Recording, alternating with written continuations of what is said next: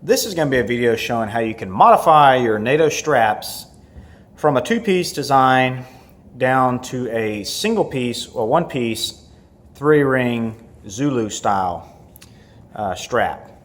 So there's positives and negatives for each, but just so you know how to do this and the reasoning behind it, with your traditional NATO straps, you have a two-piece design. So as most of y'all know, you have your long nylon strap, and then you have a second one here that's stitched in or glued in that has additional rings. So when you wear this on your wrist, you have two layers of material there.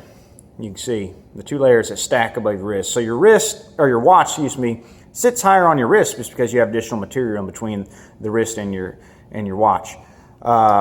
It also, if you have loose lugs, when you don't have that these keepers threaded through, your watch can just slide off and fall off your NATO strap, like that. However, when you have it run through the additional loops, now it won't do it. So that's kind of the reasoning behind why they do that. It's just more secure, another safety measure to keep your watch from falling off your strap. But some people like to modify these things, and the reason is, like I said, is so it fits flatter on your wrist. So it's really simple. Let me get the watch out of the way here. So here's your two straps. Here's the one I modified, and here's the one that's still in the traditional NATO configuration. If you look here on mine, it's stitched, so that's great. Some of them are just used adhesive there, and they'll hold too when it's on there, but it's always better to have them stitched. But we're going to remove it anyway, so it doesn't really matter.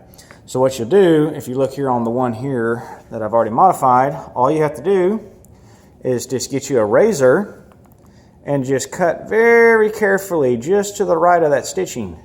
Make sure you don't cut into your main strap here, otherwise you've ruined your whole NATO.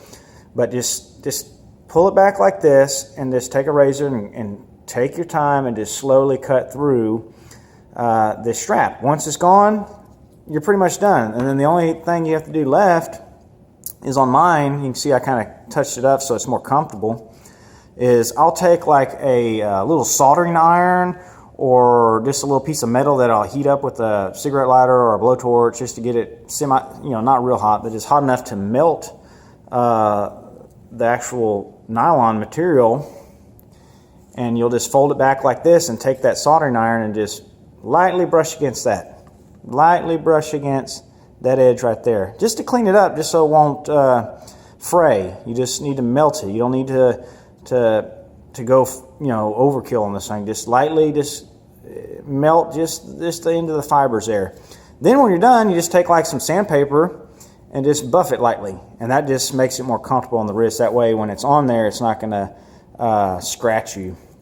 But now that you've done that, you're done. So now you've taken your regular NATO strap and you turn it into a single piece three-ring Zulu, just like that.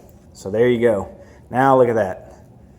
One layer material sits flatter on your wrist.